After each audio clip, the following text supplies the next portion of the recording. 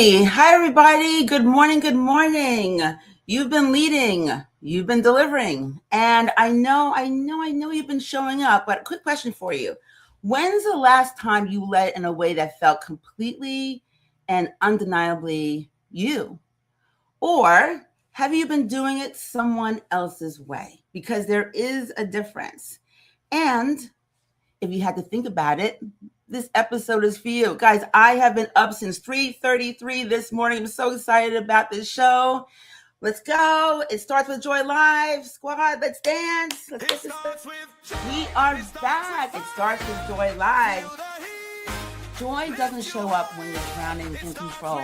The tighter you hold on, the less you actually control. Secret of great leadership, it's how well things run when you're not involved. If I delegate, am I still necessary? That's the real fear underneath the control. You have to stop treating joy like something you get after all of the work is done. It allows all of us to show up again tomorrow. Taught me what it means to be unshakable, unbreakable faith. That's where my definition of joy comes from. Have structure or boundaries. What is one heavy responsibility you're carrying right now that actually belongs to someone else? Your digital twin doesn't exactly look like you? Steady B. Real Cheryl is one of a kind. Well, he has a point. Can I see myself quickly in a clip there? I have no control over my own show, but yeah, let's dance, team, let's dance. Yeah, no, I still don't have any control over my own show, and it's all good because you know what? My heart is full of joy, and I actually love it that way. Welcome again to It Starts With Joy. I'm your host, Cheryl Raphael Whitaker. We stream live every Wednesday morning, rain, shine, or I'm looking out my window, blizzard, YouTube, LinkedIn, every Wednesday. Thank you so much for being here. And, well, I see, come to the, if you're out there, give us a holler, give us a hey in the chat. I am looking out for you today. We have an awesome show today. We're talking about how you're actually wired and what happens to your leadership when you finally get it, when you finally understand it. And I have an absolutely, if I must say so myself, a brilliant guest who's already at the table, and we're going to get into it today. Kristen Crockett is here. And it's been quite a week. There's so much going on, but I'm personally grieving along with you and the rest of Hollywood and most of the world about someone that we lost this past week. And we've got a hot take on a Harvard book that has me fired up, sort of. We've got Joy Shift homework as usual, and I'm shining a light on someone that makes me smile. So guys, let's do this, Joy Squad. It's Wednesday again. I'm so happy you're here. Wait, Sheer's actually gonna tell them about the puppet comment? That's way too much exposure for a first segment. It's the truth, Beatrice. Performance is exhausting. Leading from your actual wiring is just good business. But the system told her to shrink for a reason. If she goes this deep, she's gonna lose the room. She's not looking for the room's permission anymore. She's looking for alignment. It's time to stop pretending. I don't like it. It's too raw. We should have stayed with the polished version. The polished version is just a mask, love. Joy Squad, breathe. Cheryl's about to show you what's underneath. Breathe, breathe, breathe, breathe. I was saying to Kristen behind the scenes in the green room, like, why? Like, when? How long will it take before the nerves start to go away? But you know what? She said something great. She said, it just means that I care, and it's totally normal. So everything that we're talking about today and always, it's normal because we're humans, and that's one thing that's never going to change no matter what is going on in our world. No matter what. Hi, Ingrid. Hi, Carrie. Hi, Jonathan. Hey, babe. Dwayne, good to see you guys here. Thanks for being here. All right, so let's get into it a little bit. There's something that nobody tells you when you step into a leadership role. And that the hardest part, it's not really strategy. And shocker, shocker, it's not even the people. And it's not even the pressure. It's figuring out who you actually are underneath it all. Your Beatrice, that inner critic, all the different things that make you who you are, it all comes together when you step into a leadership role. And let me tell you something, it really doesn't matter what level, whether you're new into leadership, if you step into an executive role, or even if you find yourself in the C-suite. We step into leadership and we start watching. We watch who gets praised. We watch who gets promoted, who gets that room. And slowly, you don't even realize it's happening, but we start leading like them. We start adopting their style, their pace, their approach. And we tell ourselves, I've been there, we tell ourselves we're just learning. We're just adapting. We're just doing what it takes to get it done. But there's something that nobody really talks about. And that's that sometimes the problem isn't that you don't know who you are. Sometimes you know exactly how you are. And the system keeps telling you that's the problem. It's a problem. And I got to tell you, this has been my experience over and over. I actually wrote about it in my newsletter earlier this week. I had a boss tell me, you heard Beatrice mention it. I had a boss tell me one time, she walked in one morning and she said, Cheryl, I finally figured out what's wrong with you. And I was like, okay, I didn't know there was anything wrong with me. And she said, yeah, I saw a documentary on it last night. You have happy puppets disease. Now, if you don't know anything about happy puppets disease, it's this uncontrollable and not toxic positivity, but it's a real syndrome. And she was laughing about it. She thought it was funny. I did not think it was funny at all. I had another leader, you might have read about him in my book, tell me in the same breath that I was highly effective. I was his favorite person in the organization, but I needed to shrink. And if I didn't want to shrink, I can go. Look, it's been this way for my entire career. I've had people mistake my ability to connect as proof that I wasn't serious about the work. I am a happy person. I am a joyful soul. They're not the same thing, right? But here's what they missed. I never performed leadership. I was embodying it. I worked through people because that's how I'm wired. I led from joy, still lead from joy, because that's my operating system. And to be honest, I got a shit ton of work done, me and my team, because of it, not in spite of it. Hey, Susie, I see you. Good morning. Good morning. But I'll be honest with you guys. Even when you think you know how you're wired, there are layers that you haven't even met yet. I thought I knew myself. I mean, I've been telling you guys, I'm going to be 60, right? I thought I knew myself really, really well. I really did. Until I sat down with my guest, Kristen Crockett, today. And I discovered a whole other layer of myself. Everything absolutely shifted. So the question isn't just, do you know what you're wired for? The question is, how deep are you willing to go to find out? That's what we're getting into today. So tell me, are you ready? Atlas, wait, Eric Dane, it's so heavy. Are we really going to talk about joy right after he passed away? Especially now, Beatrice. His last words weren't a request for pity. They were a strategic call to presence. But Monday always comes. The inbox overflows and we lose the feeling. How do we keep the fade from happening? By deciding that presence isn't a reward for finishing the to-do list. It's the engine that runs the day. She's asking the squad what their families would say about them. That's a strong mirror. Are they ready for that? The truth is always a sharp mirror, love. Cheryl, take us into the 4 lessons of Eric Dane.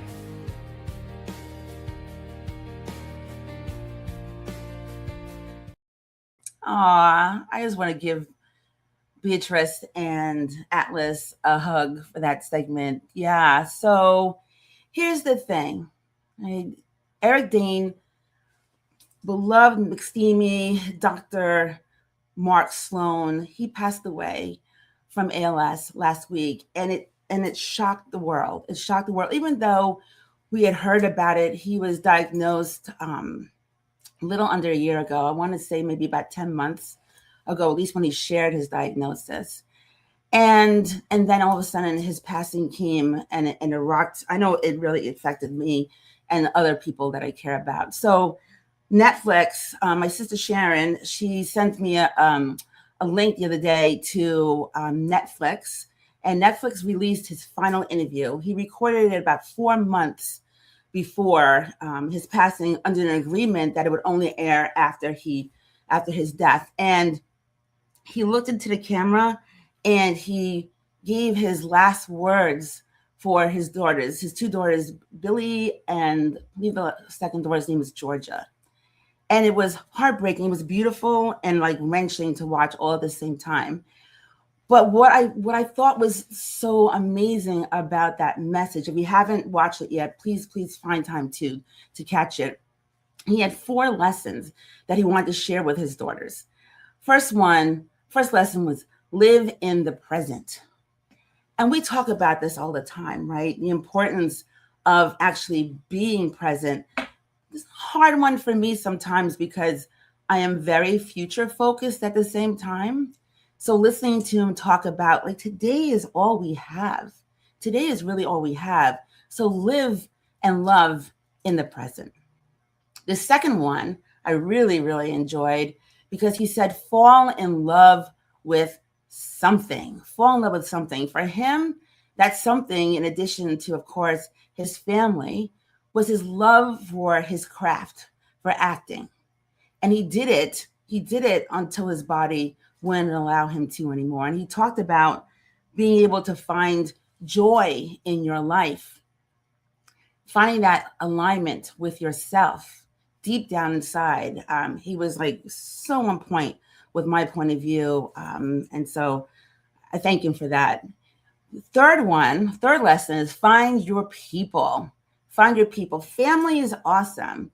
But he talked a lot about friends, because friends are the family that you choose. And his friends showed up for him in his dark season. And when you find your people, they help you find your joy. And the last lesson he gave was fight with dignity. And as I mentioned before, that is just something that he has done by being an advocate for his condition and shining a light on it for everyone to see. And he fought until he just couldn't anymore. So the reason why I'm bringing this up, I know Beatrice was a bit concerned about it, and Atlas set her straight, is that when things like this happen, we feel it, right? We feel it. We feel that sting. And then Monday comes. And then the next Monday comes. And we get back to the grind. In the moment, we're just like, yeah, you got to give people the flowers when they're here. Yeah, we've got to make sure that we like stop and smell the roses. You know, all those things that we're just kind of like, wow, it's a lesson for us. But then slowly but surely, and actually, no, not slowly, quickly, very, very quickly, we get pulled right back into all the mess. And I'm sorry, I'm not judging anyone because we've all done it, right? The sting fades and we go back to business as usual. So my question is, what if this time we actually decide, we don't just feel it, but we make a decision that it's not going to be that way this time. We are actually going to take some of those lessons and we're actually going to put it into practice. You've heard me say this a million times. Squad, joy isn't something we get to eventually. And being present, I'm reminding myself now too, being present isn't a luxury we earn after that very long, never ever done to-do list is done. That's what this show is about. We take ownership of our life so we can show up for ourselves and everyone else. Eric Dane, he said it for his daughters, and I'm saying it for you. And I'm also saying it for myself. And so I love to give reflection questions during Here's the Thing. So I've got 3 questions for you to think about.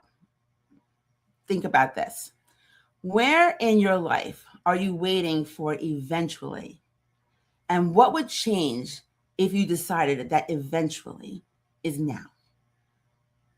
Eventually is now. Second question. If someone who loves you most had to describe how present you've been lately, what would they honestly say? What would they say? And then the last question, what is one thing Eric Dane's 4 lessons are calling you to stop postponing? What are you burning down? What are you burning the book on? And you're going to stop postponing and actually do it. Think about that. Hi, Lori. Hey, Carrie. Thank you. Yeah, the tyranny of the urgent rather than focus on what's important. Exactly. I couldn't have said it better. Thank you, my friend. All right. So I'm going to change up the energy a little bit because we have got an incredible guest here. She has been called the Chat GPT of people. My friend, my sister, Kristen Crockett is here with us today. And I am so excited. This is probably why I woke up at 3:33 this morning. So excited to bring her in. Zola, let's do some real talk with our friend, Kristen.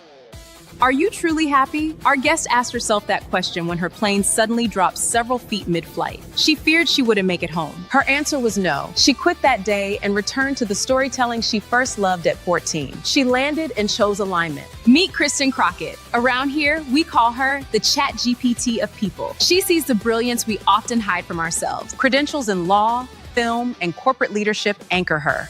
Leaders at Radio 1 and PBS grew under her steady watch. Today, her Crockett Collective boutique firm jumpstarts leaders. Success here is about leading from who you are, not a performance. Her Expand and Lead framework blends human design with emotional intelligence. Kristen is also a Reiki master who focuses on the whole person. High-capacity women find home in her 8-week Sister Lift experience. It's a place to step into power without being superhuman. Beyond the boardroom, she finds rhythm in live music. Travel and food with her husband keep her adventurous spirit fed. Our host, Cheryl, has worked with Kristen personally. Kristen mapped Cheryl's own energy wiring to help her lead with more alignment. Leadership shouldn't feel like a costume. It's an expression of your actual wiring. Let's explore that truth today. Kristen, welcome to It Starts With Joy. Thanks for joining us.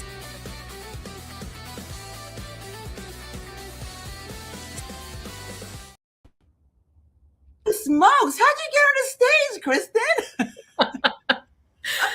That was beautiful. That was beautiful. Oh my God, I got the chills. I'm seeing it at the same time that you're seeing it. So for the first time. So we both get to react to it. So Kristen, thank you so much for being here. I absolutely am beyond excited that you said yes.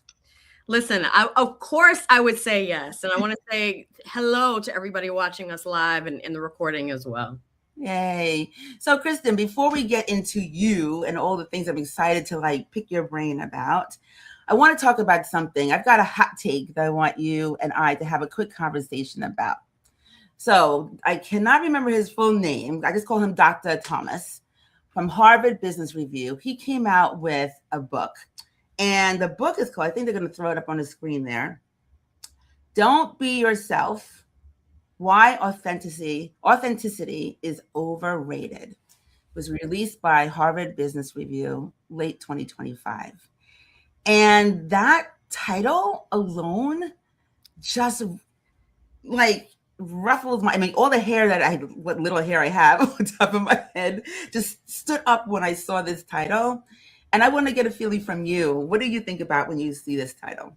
Yeah, so have not read the book. We're just going on the title. Yeah.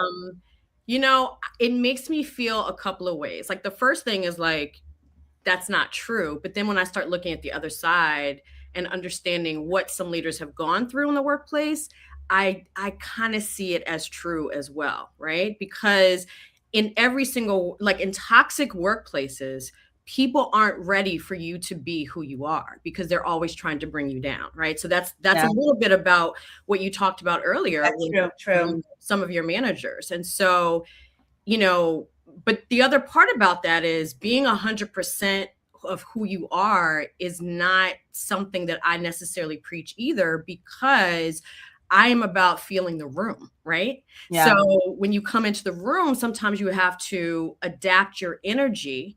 Obviously, if people are sad and grieving and you come in and you're like, hey, how's everybody doing? That might be authentic. It's not necessarily what's needed in the moment. And so it really, when I hear, sometimes it's about adaptability, and shifting your energy is something that we have to do. So let me say that's how I feel when I see the title. Yeah, I'm following you. It's interesting because I caught a few clips. He's just now starting to get onto the interview circuit, the podcast circuit about the book. And one of the things that I was calling him Dr. Thomas, one of the things that he said was he wanted the title to say why authenticity is overrated, but he wanted to say bullshit, why authenticity is bullshit. But Harvard was like, bullshit's too strong. So they went with overrated. And I think it's just what I love about the fact that this book is out, even though the title itself ruffled my feathers a little bit, is that it sparks a conversation, right? Because in this world of AI, it's really, really important for everyone to know and understand that the human being is still very, very much a part of this story. Absolutely. Very much a part of the story. And so I think what he's saying is if you walk into, if your authentic self is grumpy, judgmental, highly irritated, intolerant of other people and their opinions, when you're in leadership, you can't necessarily lead with that. You can't lead with that. And I'm aligned because what I've been saying in my book is if you can't come from that place of joy, why are you leading? Yeah. Yep. Did you agree? What do you think? Well, I think that there are people that we've all worked with where some people are natural optimists and some people are always thinking about what can go wrong, right? But I do think that you need both people, right? Because sometimes, and I know for me, sometimes I'm like, okay, well, let me just do this. And then someone else might come in, on my team and say, well, what about this? And have you thought about this? And what about this? So sometimes you need people to kind of help you get grounded, whereas we also can help them experience a little bit more fun and a little bit more, off the cuff. Let's go ahead and be spontaneous. And so I think they're both needed, but down to your question about, why are you in leadership? The reality is just the systems that we have in place. A lot of people are placed in leadership because they're really great at what they do, and then they promote them, right? So it's not saying, are you good with people? Are you good with conflict? Do you know how to leverage your team's strengths? It's just saying you're really good. We're expecting you to be a great manager, and it just doesn't happen. So yeah, great point. System, Yeah, great point. There's a big difference too between leading and managing, for sure. Yeah. But you said a word, and I want to transition now. Thank you for just chipping away at the hot take with me. I'm definitely gonna purchase his book and take a look and get a little bit deeper and see what Dr. Thomas is talking about. But you used the word, you said grounded. Yes. You said grounded. And when I think of you and the work that you do, that's one of the words that comes to me. I mean, you're an intuitive coach. You are a leadership transformation expert. You are a human design expert. You are so many things, Kristen, which is one of the reasons why I was so excited to have you on here. So I want to transition and give you an opportunity to talk about you. Like, who are you, Kristen Crockett? What makes you tick? What led you to this place? Give us. I want to know. That is a whole, that's a whole thing. I think for me, what led me here was almost every single leader that I had that was a leader and environment that was either toxic or incredible. All of those experiences led me to where I am. And so for me, I am a lot of different things. And that's one of the things is talking about human behavior. It's talking about, joy. It's talking about, our strengths. And so I really am a person who, I'm an intersection of a lot of different things. And a lot of different experiences. And that's what I bring to every situation is all of the heartbreak and the heartbreaking leaders I have experienced as managers, but also the incredible ones. And so I'm bringing all of that together to help people to understand and to be able to sit and live in their zone of genius, and also to understand how, we grow up feeling that we are supposed to be like others and we compare ourselves to others. Yeah. And I am asking people to let that go and to really live in their human design, how they were designed to operate and to be. All right. So we're going to get into human design. Okay. Because I remember, so you and I met at a conference in 2024. Many, many thanks to a mutual sister friend. And then you and I, we just clicked. But I remember going to dinner at that conference, and you were sitting, we went to dinner and Dwayne was there. And all of a sudden you just started like sharing with him, telling him about him. And he's just sitting there like in shock and awe, trying to like get in like and understand, how could you, I just met you a couple of days ago. How do you know so much? How do you understand me? How do you see me? So can you talk about what that was and what human design is and how that flows into your work? Absolutely. So human design is something that changed my entire world. But what it is it's a system that's based on your birth date information, and the time that you were born. And it tells you what your type is, but it tells you so many other things that honestly, when I first started learning about human design, I felt like a baby in a universe, because you could go for years and not really understand everything about human design. But ultimately, it's about your energy. It is about your gifts. And it combines all of that. So a lot of times what happens is we are conditioned to, like I said, be like others, compare ourselves against others, but also to live up here in the head. Yeah. And human design says, let's live in the body. What is the information that your body is experiencing? What is that telling you? What do you need to listen to? And so it's about energy. And energy centers, it brings in the chakra system as well as astrology, a lot of different systems that it is ultimately saying, how can we minimize friction and energy in our lives so that we can actually be happier and live how we were designed to live as individuals? Woo, that is powerful. Energy, happiness, feeling it in the body, those are all things that deeply resonate with me. And it's one of the reasons why when I realized that you were an expert in this discipline, I was like, Kristen. Yes. Can I please do this with you? Can I please get my chart done and then sit with you and have a conversation so I can understand it? And I always forget, so I wrote it down here. I have it in my notes here. So Joy Squad, I am a manifesting generator. Yes. So let's talk about that. Tell me about myself, Kristen. Yeah. So manifesting generators, and for everyone out there, generator is a type. It is a type, but we also, there's a slight subset called the manifesting generator, right? And so for manifesting generators, it means that you have a non-linear life. It means that you are not meant to go from this point to the next, that it's more like this. It's non-linear, it's multifaceted, right? So there are so many different things that you can love. And then it can be a situation where as a kid, maybe someone buys you a guitar or an instrument, and then a month later, you've put that down and you're onto something else, right? That happened. Yes.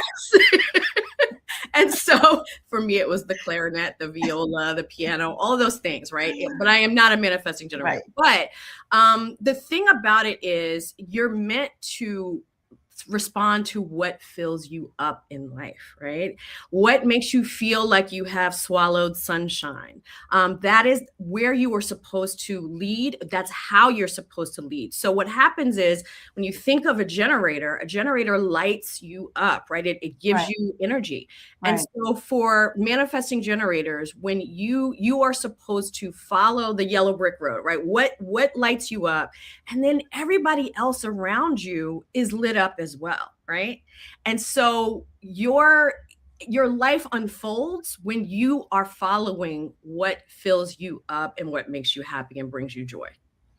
Yeah, and I think that's one of what you just said is what really deeply resonated with me when we had our time together, because you helped me see that because I'm a pleaser, a recovering pleaser, that there are times when I would go against like my feeling, like go against my grain just to make somebody else feel good or make them happy.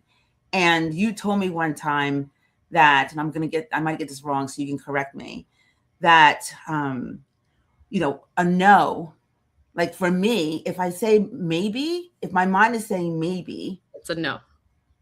yeah. Can you talk about that a little bit? Yeah, absolutely. So for generators, and that includes manifesting generators, you are supposed to really listen to what fills you up. If it doesn't, if you're unsure, that means it's a no. And that could be a no for today. It could be a no for a week. It could be no for this year, but it just is a no for today. It's a no for right now. Right. And so the way you look at it is kind of like if someone says, hey, we've got two choices. We can head down to this brand new restaurant, or we can go to this fast food restaurant around the corner. You follow what your energy says. If your energy is like, oh yes, that new restaurant, that's what I'm feeling, then you go there. The thing about generators and manifesting generators is that you all really need to respond. And that's why it's really great to ask, do you want this or do you want this? Because if I give you 10 options of restaurants, you're going to be like, I don't know. Well, what do you want? That's exactly what happens. But if you can say two and you can respond to it, that's really what it's about. It's responding to two things. And so that's a great technique for people, is to have people say, would you like this or like this? Right? Yeah. Yeah. How does this manifest? How does this manifest in your work? Yeah. With the leaders that you work with? Absolutely. So for me, when I first heard about human design, it was actually from a woman named Nadia on YouTube. And I feel like I'm sorry, not YouTube. She was on TikTok. Okay. Okay. Nadia on TikTok. Ultimately, my whole world changed. And I ended up signing up for a reading, and I honestly started crying because it was the first time that I felt seen from even being a child, because it was all the things that I knew that made me a little bit different, but now I had the language for them. Now I knew that I was not alone, that this is just how I am. And so it's kind of like these little things out here that you kind of know, but it brings it together. So, for me, I knew it was life-changing. And of course, I wanted to learn everything about it. And then you realize how massive, the subject is, right? Huge. But I started experimenting with a few people, a few clients. And what I realized is that they love this more than any other aspect of coaching. And so now it's integrated into my framework. It's a part of coaching, and it's helping people to understand how they operate, and also how that's different from their manager, from their other teammates. But it allows them to kind of understand who they are, because it also integrates your gifts. It talks about your gifts, and strengths is a really huge part of what I do. So this is a natural, connection to understanding and living in your strengths as well. Wow. I just love it. And I would urge and encourage folks who are out there to have your chart done and to spend some time with an expert, I would suggest highly Kristen Crockett, to find out how you are designed. Kristen, this is just the tip of the iceberg. I would absolutely love to have you back to dig in and talk some more about this, because I know that there are many different types of many different types of design for us as human beings, and you're just incredible and so much to share right now. Thank you, Cheryl. Listen, it's been a joy, and literally, it's been. I have one more question for you, though. Yeah. I have one more question for you. So I ask everyone who comes on the show, I want to know, right? I talk about joy as an operating system, and I love dancing, right? Dancing for me is a metaphor for joy. So for you, what keeps you dancing? Ooh. What keeps me dancing? Music. I absolutely love music. I think music can shift moods. It can shift your vibration. It can really connect people, make you feel deeply. And so I love live music. Food, like going to meet different people and learning about different cultures and what, the history of their foods. I love that as well. So I think also museums are the things that, kind of bring all of that together. And I love art. So I would say those three things, especially if you have them together. Oh yeah. Connect that to travel. That's me. Yes. And we didn't talk about where you're from. Tell everyone where you're from. I'm from DC. What a perfect place for all those things, right? Music, food, and art. Kristen, I'm sure that many listening or watching are going to want to know, how do I get in touch with you? So give us your deets. So you can definitely find me on LinkedIn at Kristen Crockett. You can also find me at kristencrockett.com, where if you are interested in understanding more about human design, you can take a look at our services there and set up and to have a reading done with me. It's also a part of our framework in executive coaching as well. So those are the places where I hang out the most. You can also catch me on Instagram as well. Thank you so much. And I got to show, before I let you go here, Kristen has these love pills, and I switch them out all the time. I switched this one out today, Kristen, for you, because it says, I will celebrate myself. Yes. And I think that what we're talking about with human design and showing up as who we are, who we're wired to be, in a big way is celebrating ourselves. So I am celebrating you today, my friend. I love you. I thank you so much for being here today. Yeah, thank you so much, Cheryl, for having me on the show. And to everybody who's watching, thank you very, very much. We'll have you back if you'll come back. She said if I behave. Of course, say the word, I'll be back. Okay.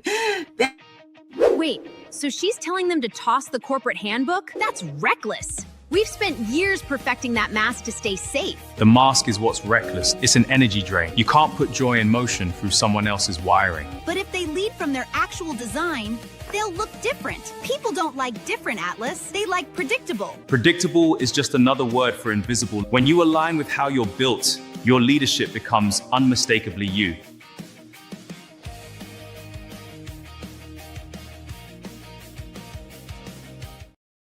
Yeah. When you lead with how you're built, you are unmistakably you. I just love that. I love that. It's so true. It's so true. All right, Joy Squad.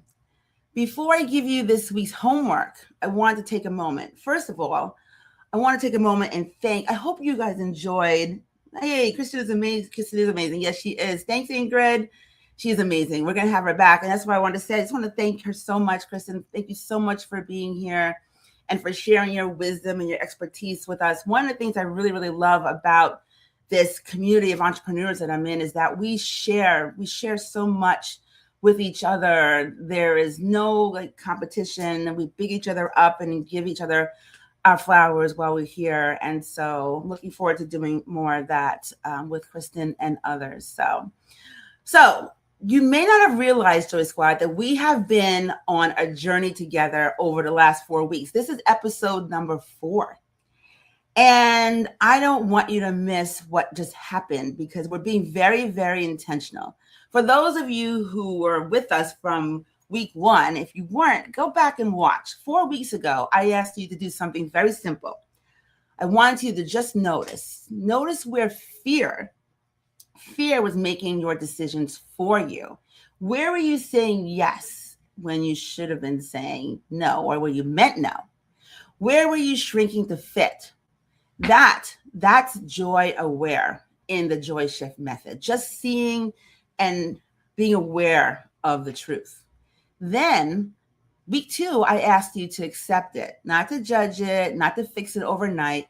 Just accept that it was costing you something. And dare I say that you were allowed to want something completely different. That is embracing. That's joy embrace. Then last week when we had Sam Vinci on, hi Sam. Last week I asked you to commit, to identify one thing that you were holding on to that wasn't yours to carry anymore, and to Elsa it, let it go. That was joy committed. And now here we are, week 4 already. This is where joy stops being a concept and starts becoming how you actually move in the world. Joy in motion isn't something you perform, squad. It's something you return to. It's already in you. You cannot put joy in motion through someone else's wiring. Joy needs you. It needs your station. It needs your channel. So when you align with how you're actually built, your design, your values, your way, joy, it just flows. People feel it, and then your leadership becomes, like Atlas said, unmistakably you. So this week I have 2 questions, and I want you to really sit with them. They're more like reflections and contemplations, right? What if the way you've been leading was never actually your design? So we heard from Kristen, we've been talking about leading as yourself, living as yourself. What if you've been doing it outside of who you really are? And second, when did leadership, if you think back, when did leadership or life, because we lead from every seat, when did it feel completely natural and like you? Think about it. Don't have to do it right now, but when you do, write it down. Share it with someone that you trust. Think about it yourself. Reflect on it. Come back to it. Because that moment you're remembering when you felt like you, that just may be a part of your wiring and your design. Reach out to Kristen to learn more. And we're going to start a whole brand new cycle next week, Joy Squad. And I know I'm ready, and I know you're more than ready. You're ready to know. We've looked inward at our wiring, but joy isn't just a concept. It's meant to move and create real-world impact. This week's Shine a Light features a leader from the Pentagon. She's built a career on strength most will never fully understand. She didn't just hold her spot. She's closing the gap for women who've never seen a signpost on the road to the top. It's time for one of my favorite moments. Cheryl, let's celebrate. Shine a light on the extraordinary Felicia Smith.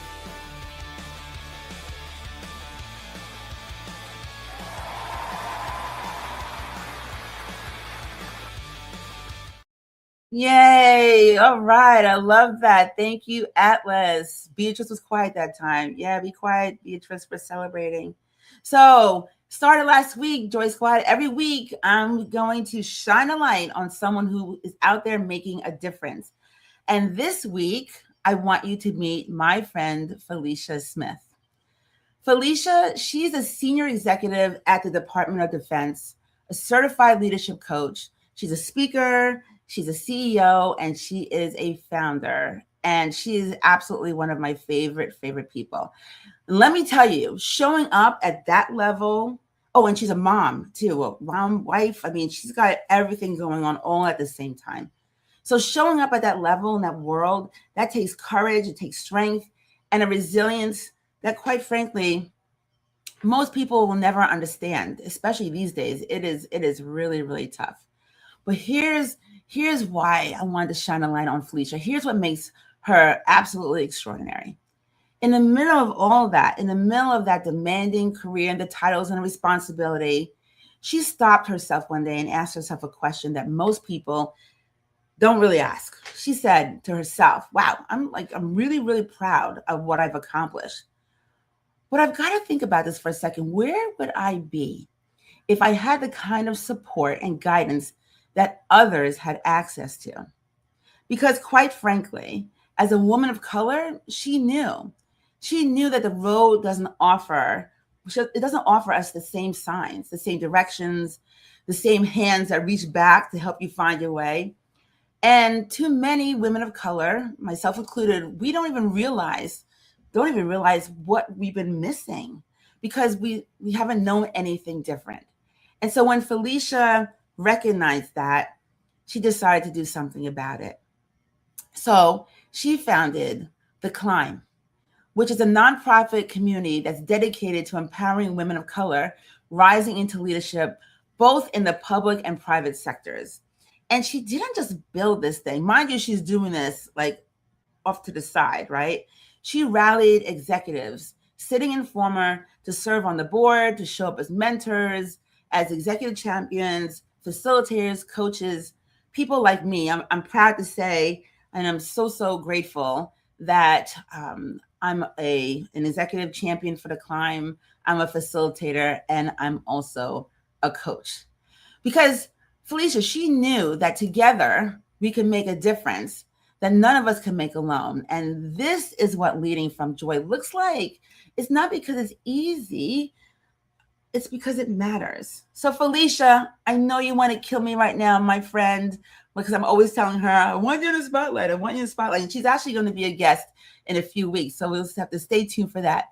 But thank you, Felicia. Thank you for seeing the gap and deciding you were the one to close it and for bringing us all along. So today, my friend, we are shining a light on you. Joy Squad, go find The Climb at the-climb.org. Membership is free. And if you are a leader who wants to give back, allies, we need you. The Climb needs you. We need you too. So, wow. Believe it or not, we are at the end. Every single time I do the show, like I said in the beginning, I'm like, and then I get to the end of it, and I'm like, wait, how did we get to the end of this already? So episode 4 is done. Can't thank my guest, Kristen Crockett, enough for showing up and for sharing with us her thoughts, her perspectives on human design. I think for most of us, it may be something that it's a new concept out there. Yeah. Hi, Donna. Great show. Great show. Thank you. And yes, Stephanie. Yeah. Thank you for shouting out The Climb. We know it's amazing. So thank you, Kristen, for being here. I want to give a shout out. Thank you so much. And I will do this every single solitary week. My mentor, Keith, Melissa, who is the magic producer behind Atlas and Beatrice, Eminem, right? My producers who are here on the ground, Jimmy, Celine, the whole team. And I want to give a special shout out also to my crew who's behind the scenes on the Eden Anthony side. Carol Glass, thank you so much for keeping it straight. And I want to introduce that Ingrid Tomlinson. Hi, Ingrid. I know you're out there watching.